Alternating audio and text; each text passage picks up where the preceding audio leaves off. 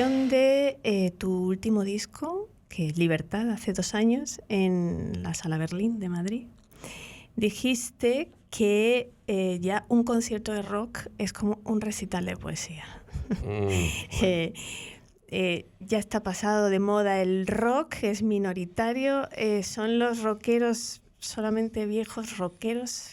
Quizá la afirmación de que los rockeros son como los poetas es un poco atrevida, en la medida en que los poetas solamente disponen de, digamos, de la relación entre el cálamo y el papiro, que viene de antiguo, ¿no? O sea, solo tienen las palabras y no están enchufados a la corriente eléctrica, ¿no? A través de las palabras tienen que crear un universo, ¿no?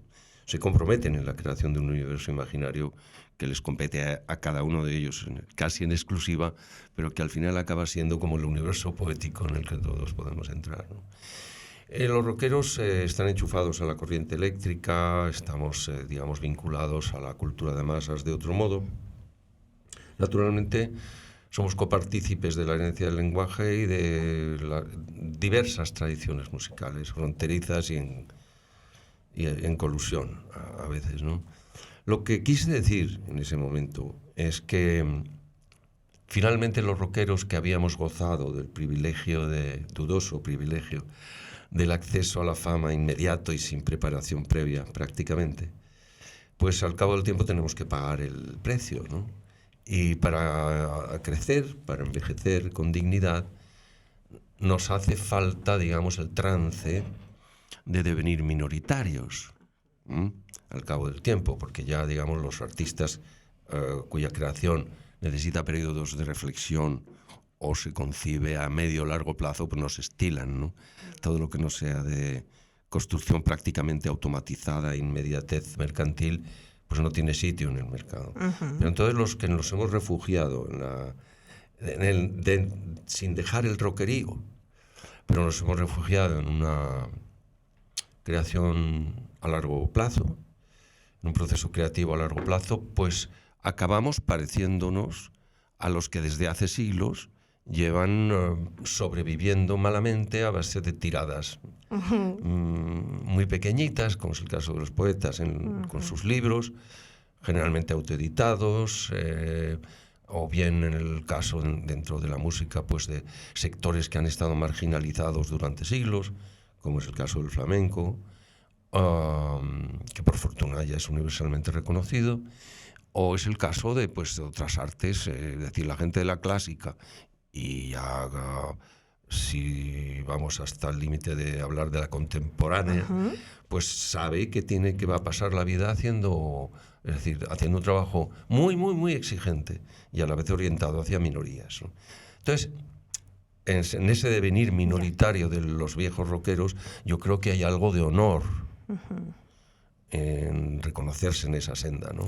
Hay algo incluso de placer, podría decir de una manera un tanto atrevida. ¿Y cómo se conjuga eso con pagar las facturas? ¿Cómo se puede vivir de ser minoritario? Pues no es fácil. A ver, antes me has preguntado también si todos los rockeros son viejos, o casi parece un silogismo antiguo. No, hay muchos rockeros jóvenes en todo el mundo, en todas las ciudades y en todos los pueblos. Gente que mantiene, digamos, el pálpito, la intensidad, la vibrata esa del rock and roll, del chispazo rítmico y de la inmediatez del sonido eléctrico, pero no tiene sitio en la actualidad, a no ser que se ciña a los patrones mercantiles establecidos y que permiten una calculabilidad de los beneficios ya de modo algoritmo. O sea, es decir, hay muchos, claro, o sea, hay mucha... La herencia, digamos, de los mestizajes de las músicas populares del siglo XX está lejos de extinguirse. Lo que pasa es que el mercado está dominado por una tendencia. Y músicas derivadas del rock, del blues y del jazz, y de la música negro norteamericana, de la música afrolatina, y todas sus combinaciones fronterizas desde México, la frontera de México hasta el Cono Sur en Latinoamérica, y luego a través de toda Europa y tocando ya en el Oriente Próximo y hacia el Oriente Lejano incluso, en los pueblos más recónditos de China hay gente intentando hacer un grupo de rock ahora mismo. Nunca te has conformado, eso es un hecho.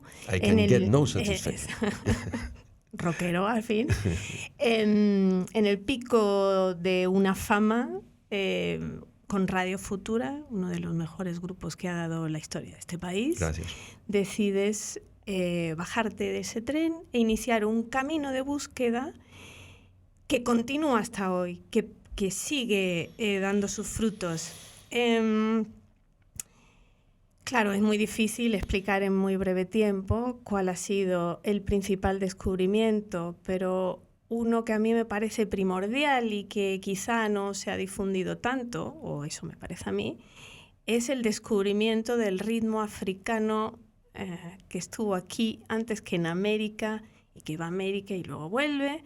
Entonces, no sé si brevemente puedas explicar ese ir y venir o, preguntado de otra manera, ¿qué tiene que ver el Mujarí con Take Five, con tu Mirlo del Pruno? Bueno, pues a ver, yo creo que en mi generación, que estuvimos contagiados por el sonido afro-norteamericano de diversas maneras, en casa de nuestros padres se escuchaba swing, en la calle íbamos buscando, en particular en Zaragoza, en la ciudad donde nací, íbamos buscando las máquinas de discos que tenían los primeros rock and rolls y las primeras versiones de los grupos británicos. Es decir, toda mi generación estuvo tocada por un contagio musical electrizado y electrizante, que venía hecho en otra lengua, estaba hecho por otra raza y en otro continente, ¿no?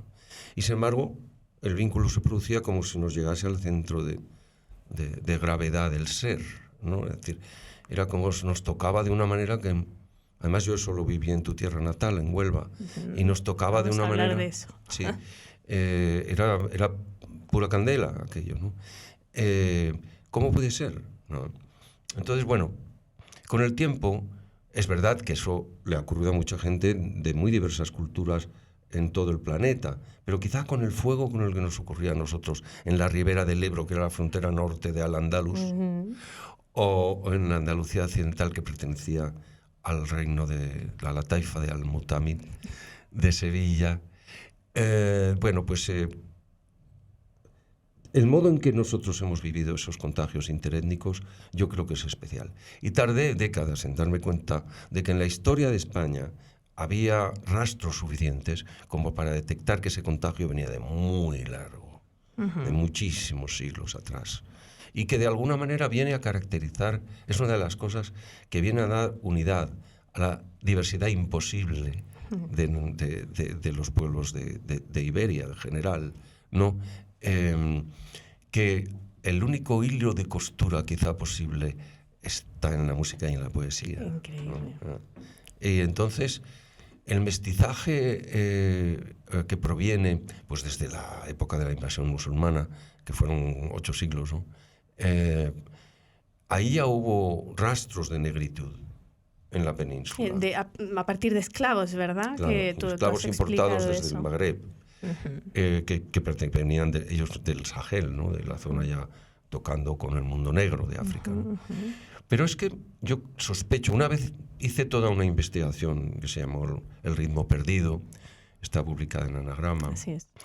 y acerca de estos asuntos del ritmo. Pero al final yo creo que ese libro empieza siendo una historia personal de la fascinación de mi generación por el ritmo negro, y acaba siendo una historia de España vista desde el trance rítmico y cómo eso nos lleva luego al nuevo mundo, ¿no?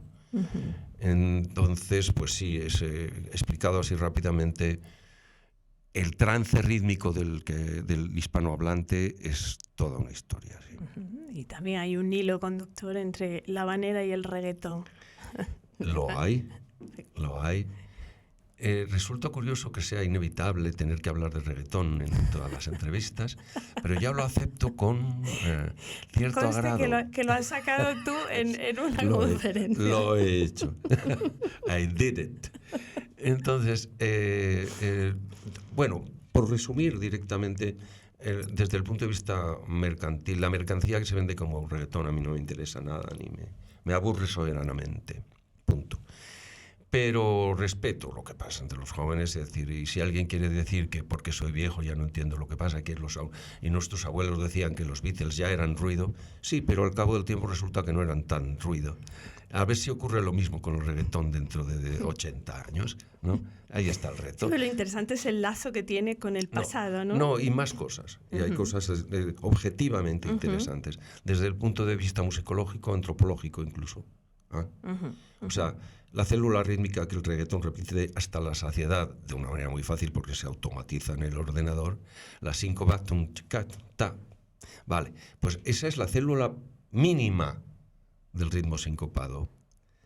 Eso es un elemento de origen africano, de África Occidental, del mundo negro africano, que en estos momentos ha invadido toda América Latina. Los ritmos tribales de los pueblos autóctonos de América no eran no tenían esa síncopa. Es la primera vez que la raza, como se suele decir, practica la síncopa negra, ¿no? Y esto tendrá alguna consecuencia histórica. Ese mundo impar, ¿no? Meter ese mundo impar en... Sí, a ver cómo, o sea, entra como, digamos que no hay una... Sí, que no siempre rige la paridad rítmica, exactamente, sino que la síncopa permite, pues, aprender la polirritmia, mezclar, aprender a conjuntar acentos binarios y ternarios, cuentas de 2 y de 3 tiempos, ¿no? Y dentro del ritmo binario, gesticular, con la alternancia de los pies y de las manos que conduce a escantir también en cuentas de 3, ¿no?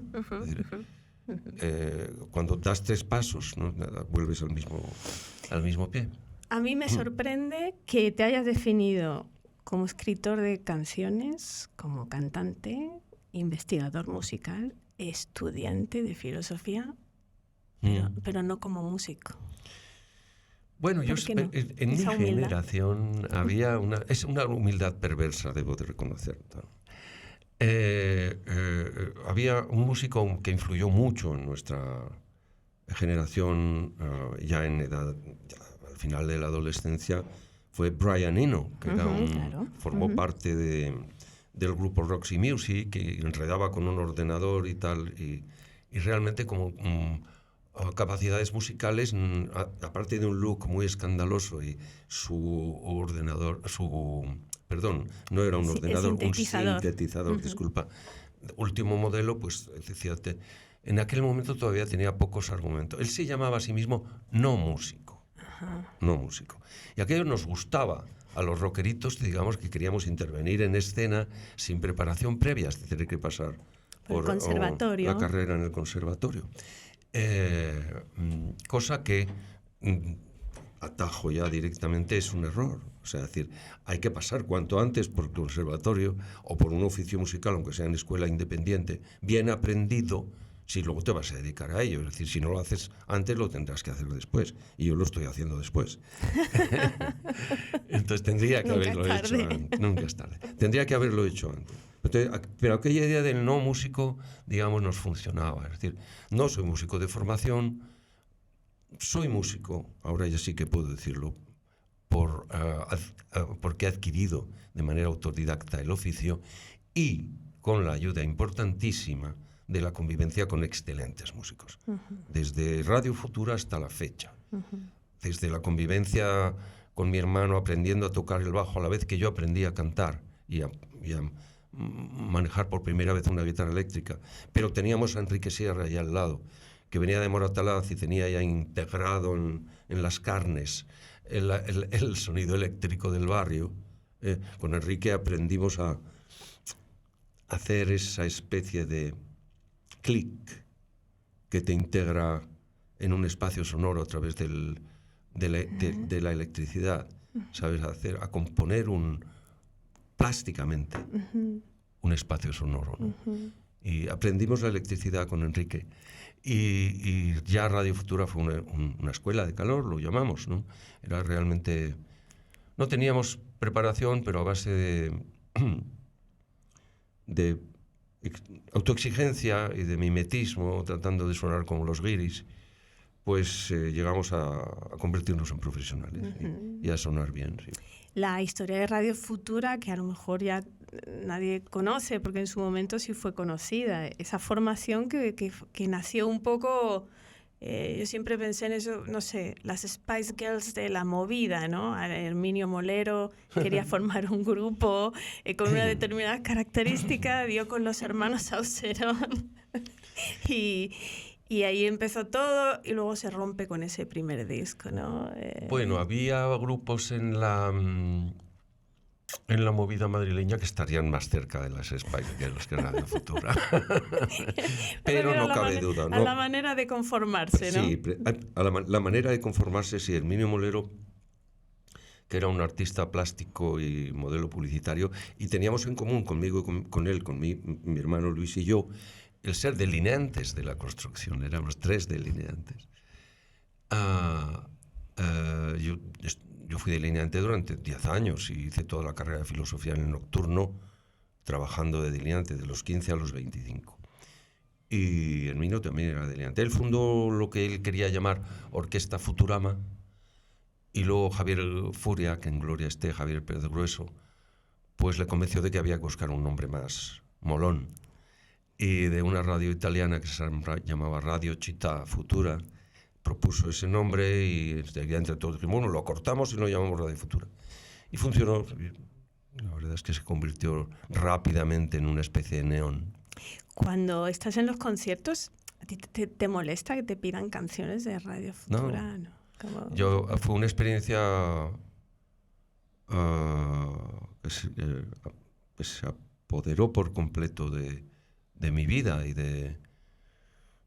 pero no por completo de mis deseos. Es decir, fue algo absolutamente inesperado el entrar en un local de ensayo, empezar a rehacer unos temas que Herminio ya tenía avanzados y que quería que los hiciésemos más New Wave.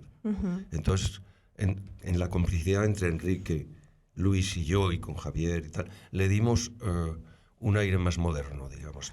Él quería hacer una especie de pasodoble castizo madrileño. Y nosotros le dijimos que tenía que ser un poco más punky. Acabamos decidiendo que además de punky tendría que tener algo de funk, algo negro, que no el punky ya totalmente paliducho e intoxicado no nos interesaba del todo, que queríamos un poco más de movimiento negroide, ¿no? Y bueno, se fue fraguando ahí todo un estilo que duró, bueno, una década de producción de canciones todavía interesantes. Entonces, primero, debo agradecer el que ya 2 generaciones han pasado el testigo del reconocimiento de Radio Futura, que todavía se mantiene, que las descargas por ahí son innumerablemente más significativas que las que pueden afectar a Juan Perro o a otras cosas que he hecho bajo mi nombre de pila, incomparablemente, y sigue funcionando. Es decir, cuando una marca funciona, además el mercado no te suele perdonar el cambio de marca. Y yo lo que hice fue un reto al mercado. Completamente. Es decir, al ponerme Juan Perro, literalmente fue invertir el logo de la RCA Victor, ¿no? Que era un gramófono, la voz de su amo, un gramófono demostrando que a través de un fonograma la instrucción podría llegar al cerebrito del perro, ¿no? Y entonces a mí me apeteció invertir aquel logotipo y aquella marca y con Juan Perro lanzar un ladrido a la industria musical, ¿no? Intenté registrar la voz de su perro y empezaron a perseguirme los abogados y dije, bueno, hay que ponerle fin a esto cuanto antes. Pero Juan Perro nace dentro de Radio Futura, uno de los mejores discos, sí. La canción de Juan Perro. Hay un momento fundamental que es tu primer viaje a Cuba, ¿no? Que es, digamos, el inicio de ese otro personaje de Juan Perro y digamos un momento fundamental en esa búsqueda que siempre has tenido, ¿no? Que eso lo has contado en Semilla del Son, primero en libro, sí. En Libros del Kultur, y luego en un documental también sobre esa historia. ¿Cuál es la clave de Cuba, si tuvieras que decir qué es lo que descubriste en Cuba?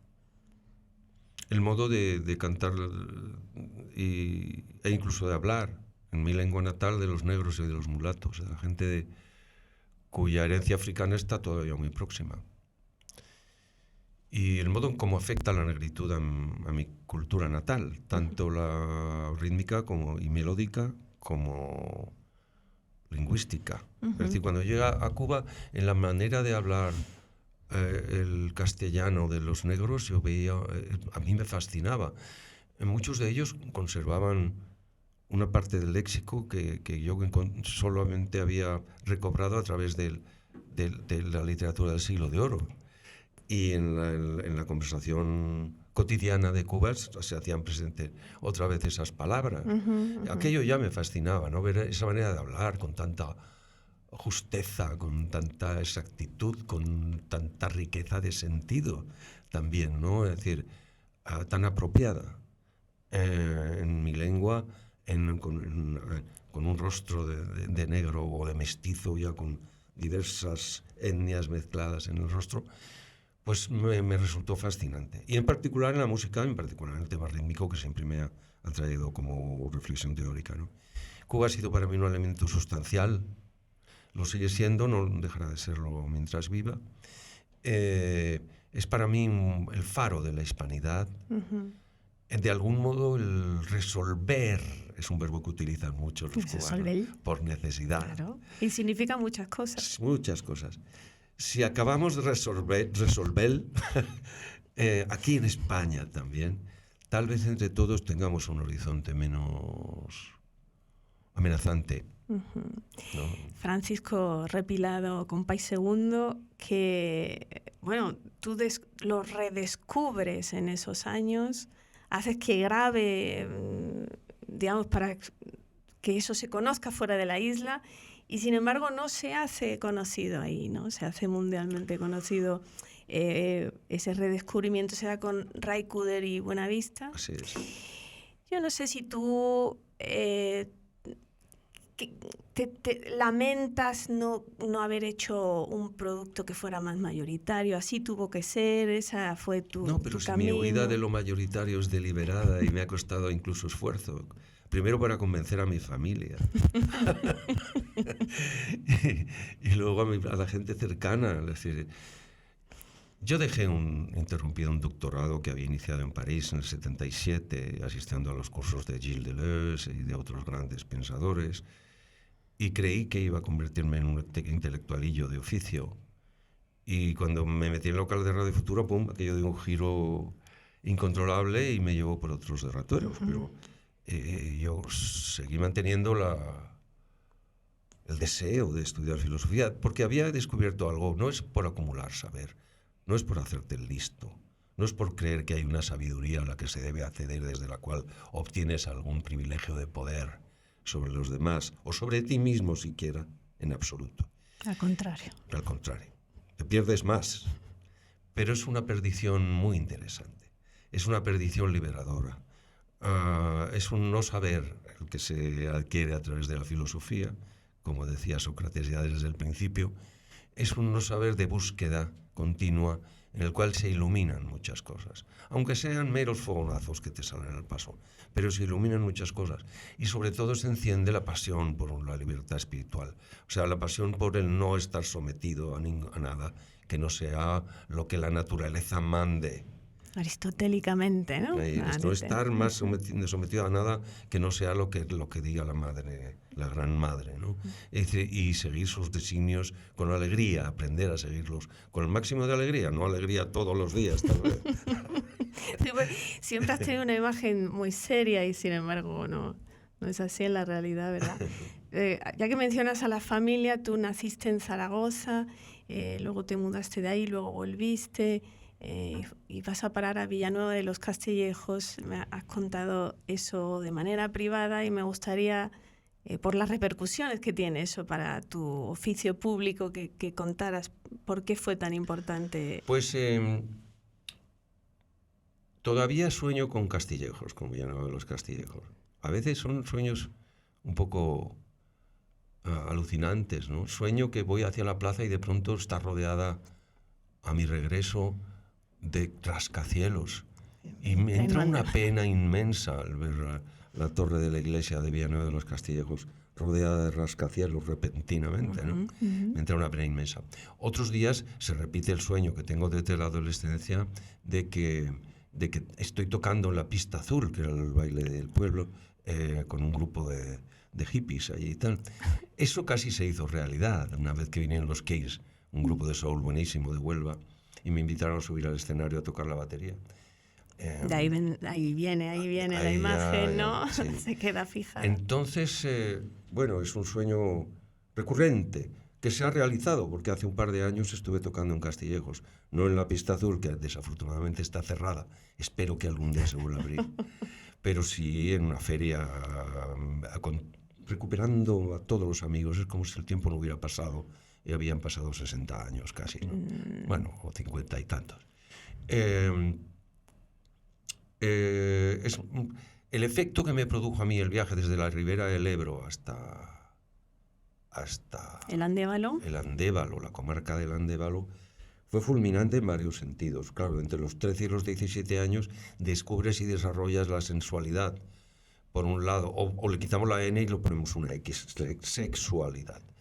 Y a la vez te relacionas con gente un poco mayor que tú que está participando, digamos, en las inquietudes de los últimos años del franquismo, y que está manejando libros extraños, y que está empezando a leer psicoanálisis y marxismo y historia del movimiento obrero y los poemas de la negritud y no sé qué.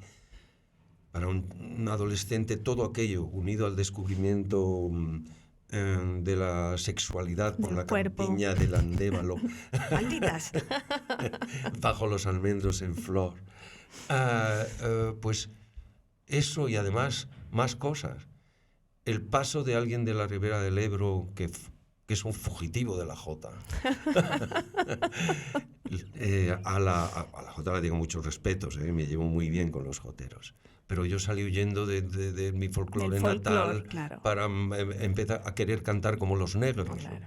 No sabía por qué. Ya lo hemos ido averiguando después.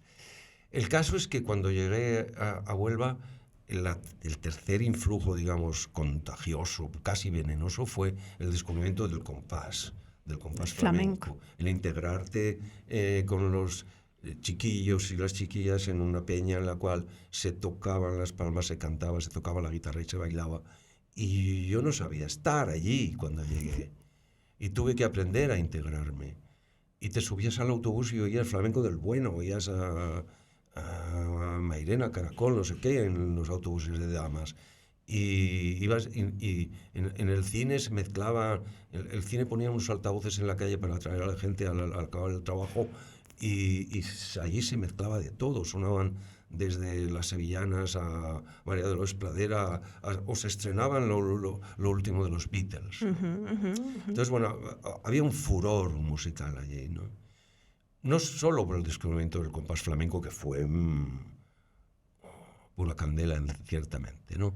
Pero también porque el soul tenía una raigambre muy poderosa en toda Andalucía occidental. Y eso no se conoce tanto. Había grupos buenísimos de Isla Cristina, del Huelva capital, de Sevilla. Todos los chiquillos en aquel momento queríamos estar en un grupo de ese cariz, ¿no? Y claro, te moviste tanto porque son hijos de padre ingeniero. Topógrafo, topógrafo no titulado. No titulado, era un hombre que aprendió el oficio con un tío abuelo suyo y se hizo un puesto como topógrafo en obras públicas. Participó en la construcción de las pistas de aterrizaje de la base americana de Zaragoza. Luego he seguido trabajando con ellos ya en un oficio más divertido. Lo hicieron llevar el club de entretenimiento de los soldados, y organizaba los bailes, administraba la orquesta y llevaba el bingo. En fin, estaba mucho más contento con eso. Y bueno, pero luego volví otra vez al oficio de topógrafo en obras públicas, en la empresa privada. Y es cuando empecé yo también a trabajar como aprendiz. Claro, y ahí viene que sean delineantes, pero sí. Y en esa familia, que ustedes se dedicaran a la música, ¿había tradición en tu familia o esto? Pues sí, había alguna tradición, pero un poco... no, o sea, mi tía abuela Teresa, la hermana de de mi abuela paterna, Pilar, era pianista y trabajaba amenizando de joven el cine mudo. Es decir, ponía la banda sonora en directo a las películas de cine mudo. Ajá. Y bueno, quizá mi primera experiencia musical fuese en sus brazos, porque me contaba mi madre que yo era un niño que agarraba muchos berrinches, no estaba muy de acuerdo con el mundo, con la sociedad que tenía ante mí, al parecer. Y entonces la única que conseguía calmarme era mi tía abuela Teresa. En sus brazos hacía un baile, una especie de polka agitada, que ya era un precedente del rock and roll. Y lo que rodea a Radio Futura, claro, que es una época vibrante de este país, de cambio absoluto, y que se dio en llamar la movida madrileña. Yo no sé cómo ve la movida alguien que vivió la movida, si sientes que se cuenta bien o hay algo que no se está contando bien de aquella época, me refiero musicalmente y artísticamente, claro. Bueno, yo creo que es que para mí hubo dos movidas, entre comillas. Se hablaba ya de movida en las galerías de arte antes de la movida propiamente dicha, porque es un término que provenía de Lampa, provenía de las cárceles y de Lampa.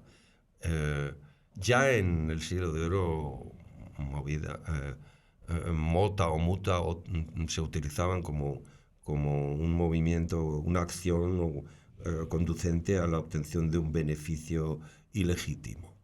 Y entonces, en el ambiente en el que la gente andaba buscando por primera vez sus droguitas, pues se hablaba de movida, ¿no? Primero significaba entre los presidiarios ir a dar un palo, ir a dar el palo, ¿no? Ir a dar una traca, hacer un atraco, lo que fuera. Y luego empezó a significar ir a por droga. Y en ese tránsito pasó al ambiente artístico de las galerías y de las facultades, ¿no? Y se hablaba ya desde los años previos, pues incluso antes de la muerte de Franco, era una palabra que se empezaba a usar con ese sentido un poco vago, pero que ya estaba en el siglo de oro, en el AMPA del siglo de oro. Es muy curioso. Y luego lo que ocurrió, los años más interesantes de la movida, en el sentido histórico al que nos estamos refiriendo, fueron los últimos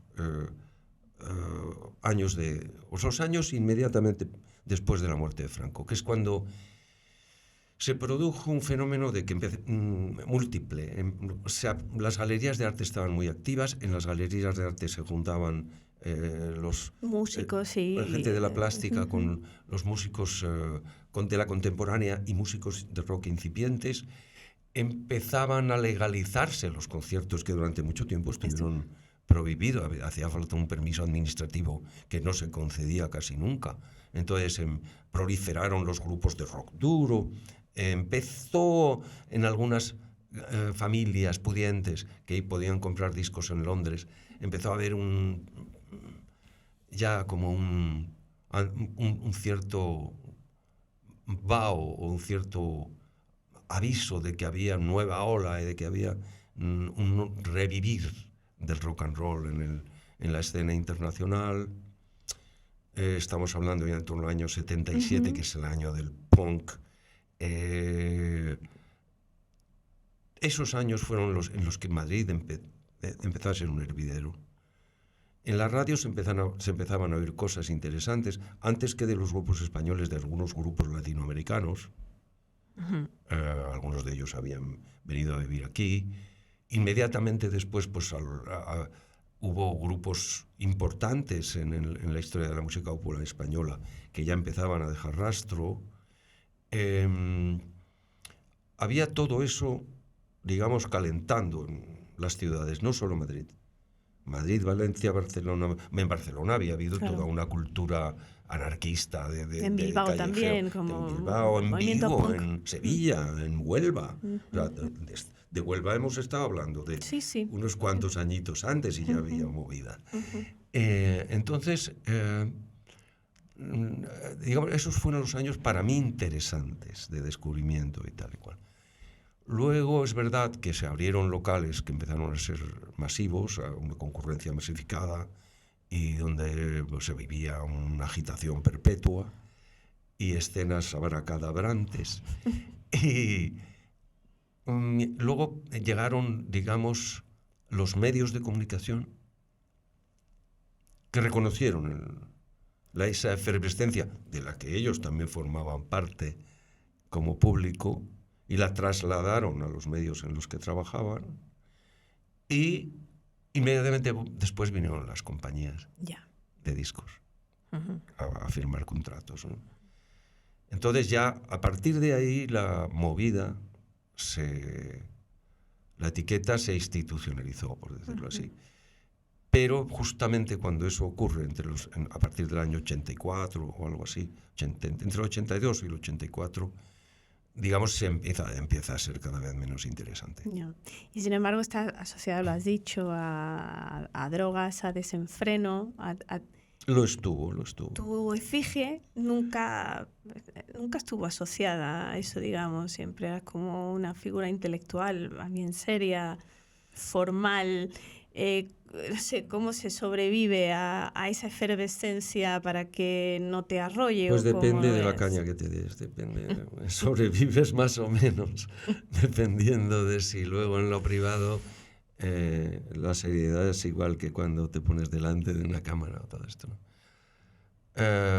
Todos hemos participado de la época que nos tocó vivir, y no es el momento ahora de hacerme el serio ni el puritano. No lo voy a hacer. Lo que sí es cierto es que hay que tener cuidadito cuando uno tiene objetivos en la vida.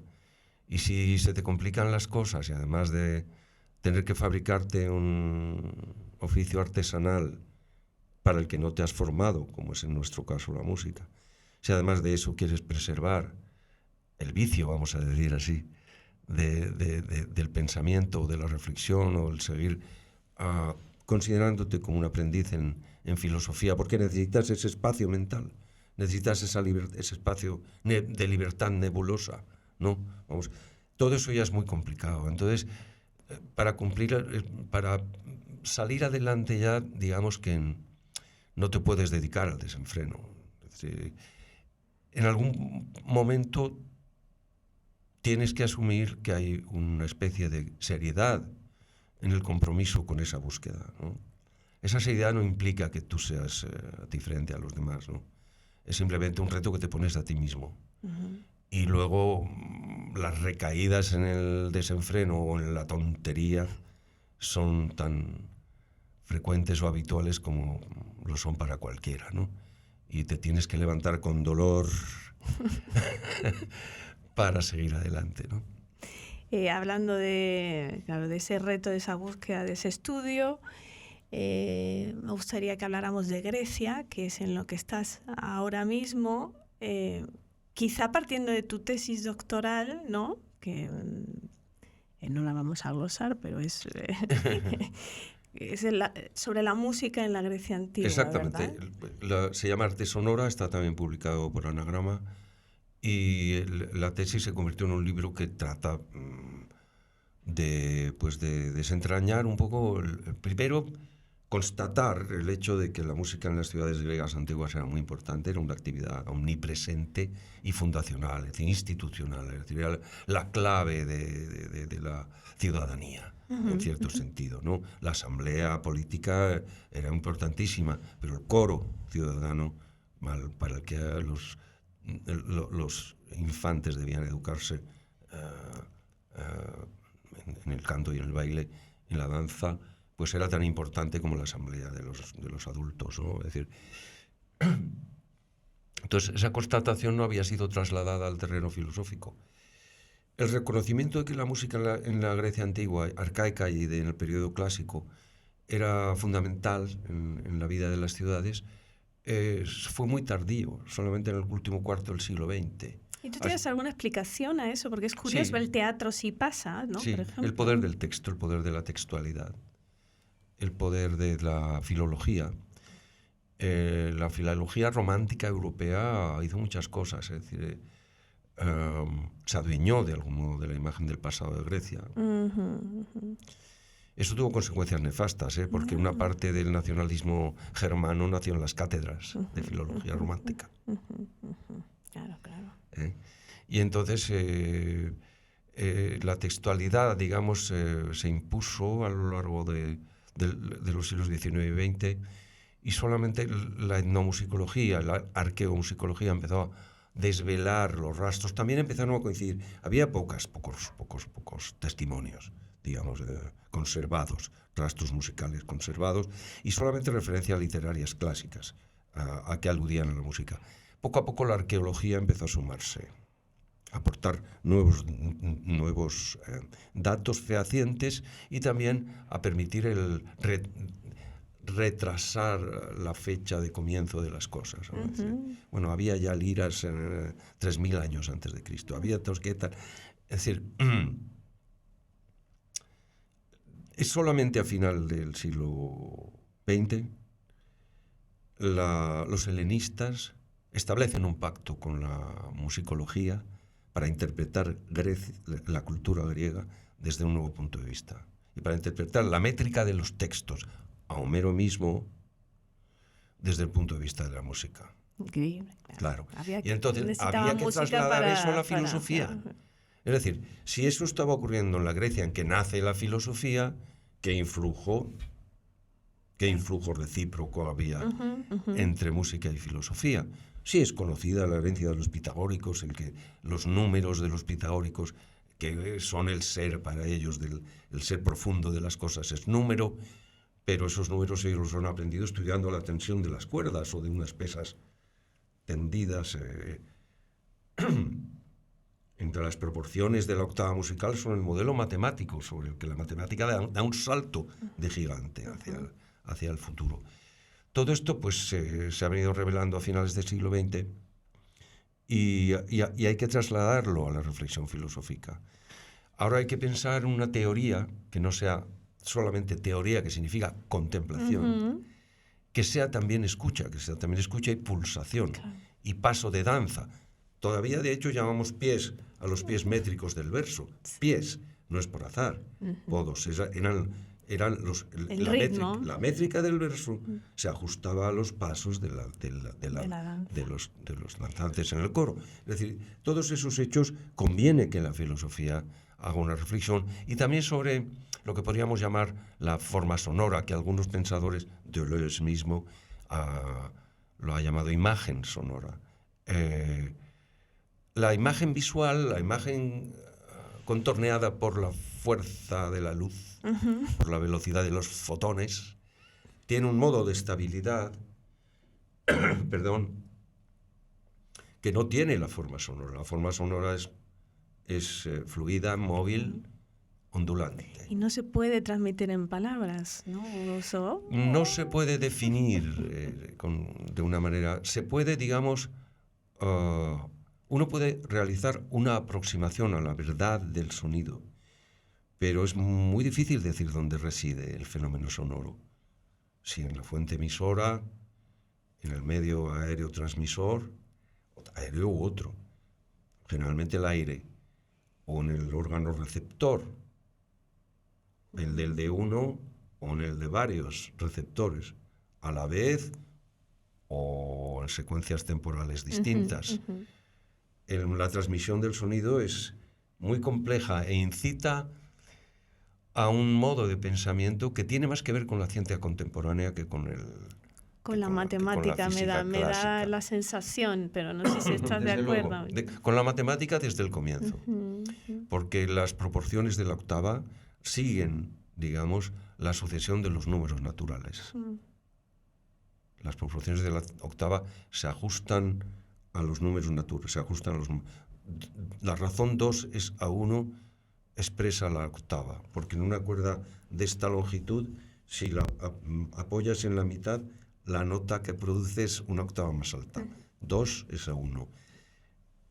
4 es a 3, describe la cuarta, y 3 es a 2, describe la quinta, y la unión o el producto, llaman los musicólogos, entre la cuarta y la quinta es la octava. Es decir, esas razones fundamentales de la octava son razones matemáticas, numéricas, ¿no? Y es un absoluto misterio todavía indescifrable el por qué el oído humano y el cerebro humano responden a esas leyes armónicas. Y esos descubrimientos, imagino, en lo que estás trabajando ahora, que estás yendo a Grecia y has descubierto otra cosa también, ¿no? Claro, me faltaba conocer la Grecia contemporánea. Yo estaba preocupado desde la época de la crisis financiera de hace década y media o por ahí. Pues aquello de la deuda griega a mí me sonaba un poco a broma de mal gusto, ¿no? Hubo un artículo muy interesante de Jean-Luc Godard. Me gusta citar a los ancestros, aunque sean incomprensibles.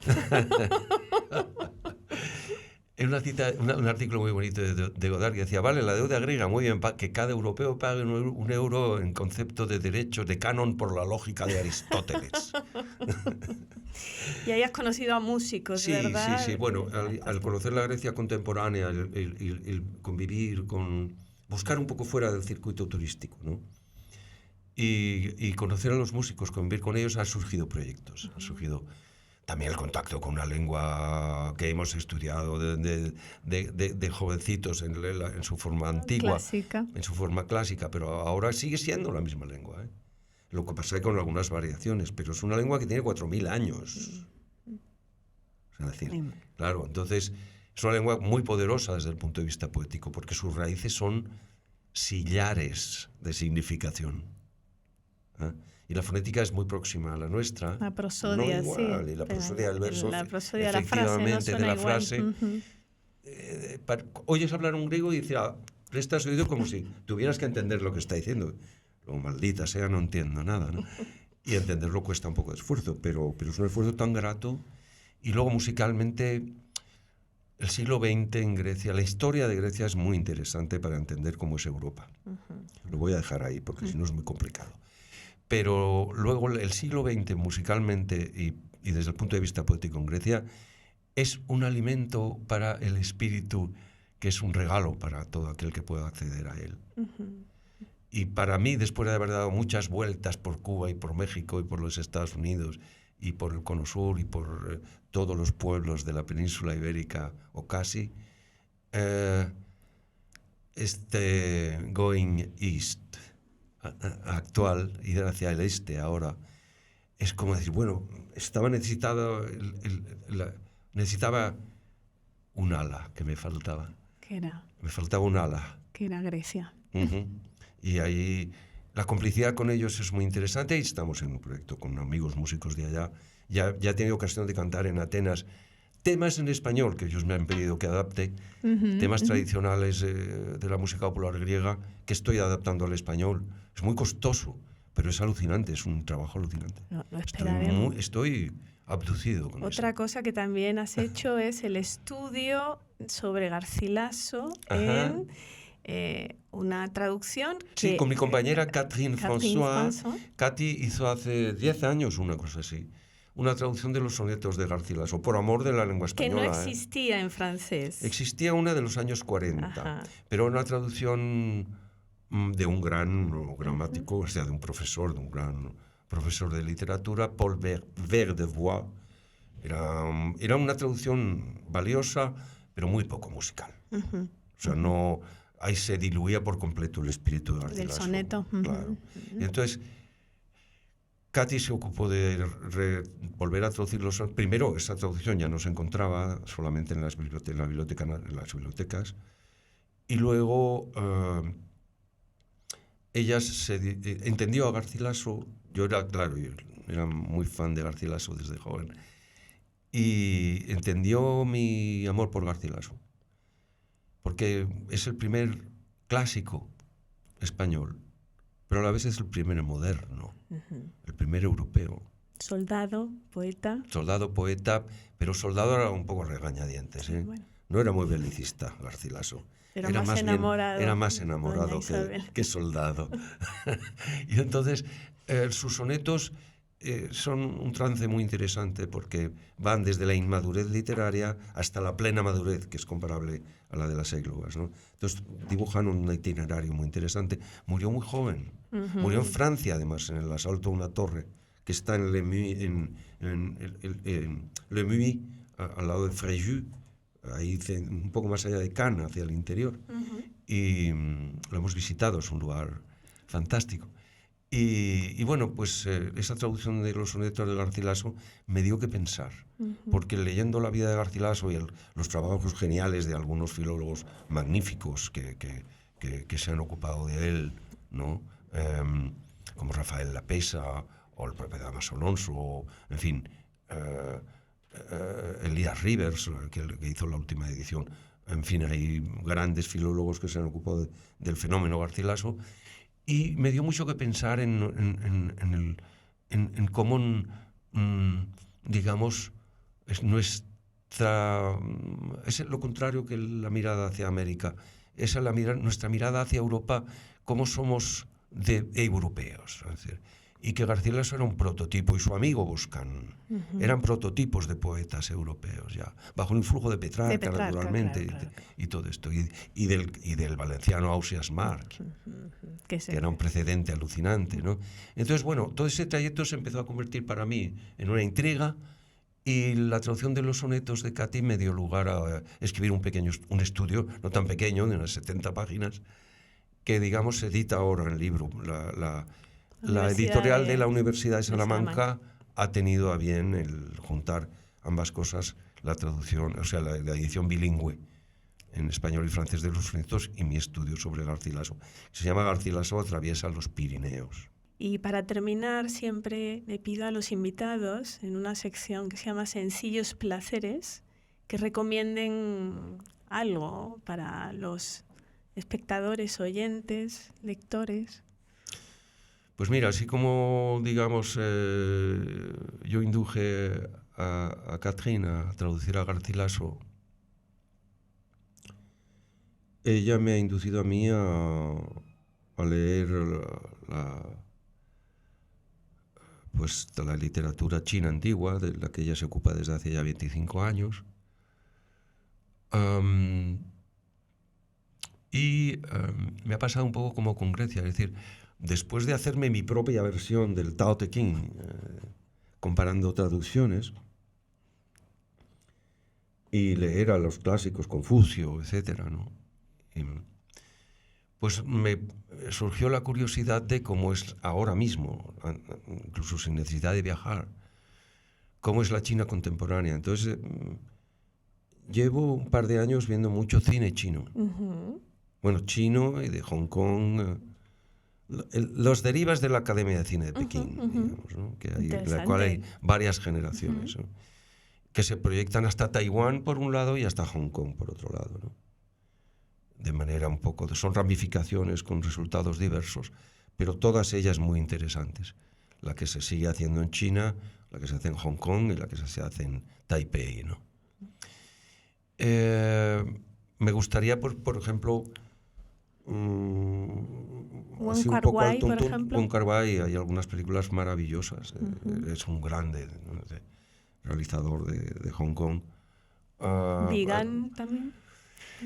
Wong Kar-wai, por ejemplo, podemos citar In the Mood for Love. Es una película que ya se estrenó en España hace muchos años. Es una película de un esteticismo subido, una gran belleza visual.